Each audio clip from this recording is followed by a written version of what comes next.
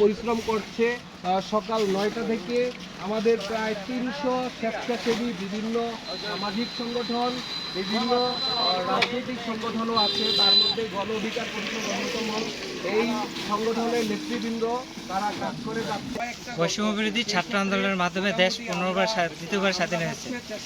বৈষম্য বিরোধী ছাত্র আন্দোলনের দ্বিতীয়বার দেশ স্বাধীন হয়েছে। এই স্বাধীনতাকে ধরে রাখার জন্যই ছাত্ররা আজ মাঠে নেমেছে।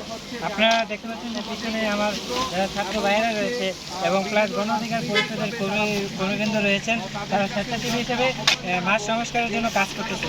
তো আমি একজন স্বেচ্ছাসেবী ভাইয়ের সাথে এবং ছাত্রের সাথে কথা বলবো, জানবো যে তারা কতটি গর্ত ইতিমধ্যে সংস্কার করেছে। ভাইয়া একটু কথা বলতে চাচ্ছি, আপনারা কতটি গর্ত এ পর্যন্ত ভরাট করেছে?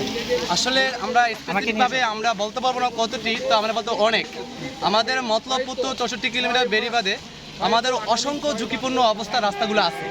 সেগুলো হচ্ছে আমাদের যে টিমগুলো আছে, বিভিন্ন সামাজিক সংগঠন তথা আমাদের গণ অধিকার পরিষদের সবাইকে আমরা টিম বন্টন করে দিয়ে আমরা বিভিন্ন জায়গায় টিম পাঠিয়ে দিচ্ছি। সেখানে যার যার অবস্থান থেকে বিশাল বিশাল গর্তগুলো আমাদের এখন সংস্কার করা হইতেছে। এখন অগণিত এবং তথা এই বেড়িবাঁধ খুবই ঝুঁকিপূর্ণ অবস্থায় আছে। আমরা চাচ্ছি যে আমাদের এই মতলবকে রক্ষা করার জন্য আমাদের জনপ্রতিনিধি এবং এলাকার জনগণ সবাইকে একত্রিত হয়ে কাজ করতে হবে। আমাদের এখানে কোনো রাজনৈতিক দলের উপর মুখাপেক্ষি হলে চলবে না। এই মতলব সবার, এই মতলববাসী, তো এই মতলববাসী দিকে আমাদের এগিয়ে আসতে হবে।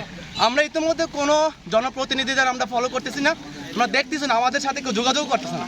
আমরা সামাজিক সংগঠন এবং গণ অধিকার পরিষদ এই পর্যন্ত আমরা মাত্র মাঠে আছি। একটা বিষয় জানতে চাচ্ছিলাম যে এখানে মেঘনা দানাগোদা সেচ প্রকল্পের যিনি দায়িত্বে রয়েছেন আমির কুদ্দুস এবং আলাউদ্দিন সরকার, ওনারা তো পলাতক, বিগত দিন এখানে দুর্নীতি অপকর্ম করে গেছে। তো ওনাদের বিষয়গুলো নিয়ে আপনারা কী ব্যবস্থা নেবেন?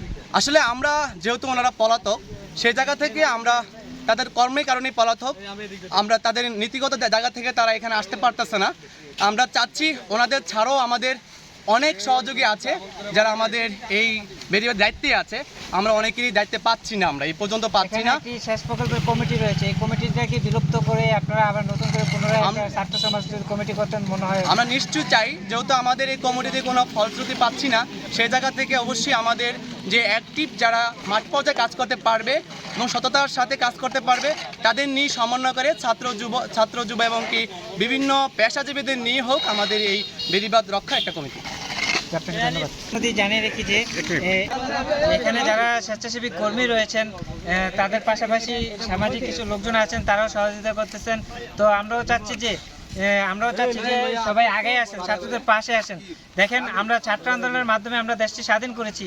যেহেতু আমিও একজন ছাত্র আন্দোলনের সাথে জড়িত ছিলাম, আপনারা যদি এখন আমাদের পাশে না দাঁড়ান তাহলে আমরা এই বেড়িবাঁধটাকে রক্ষা করতে পারবো না। কাজেই যে যার জায়গা থেকে আসেন, আমাদের বেড়িবাঁধটি সংস্কার করা দরকার। ধন্যবাদ।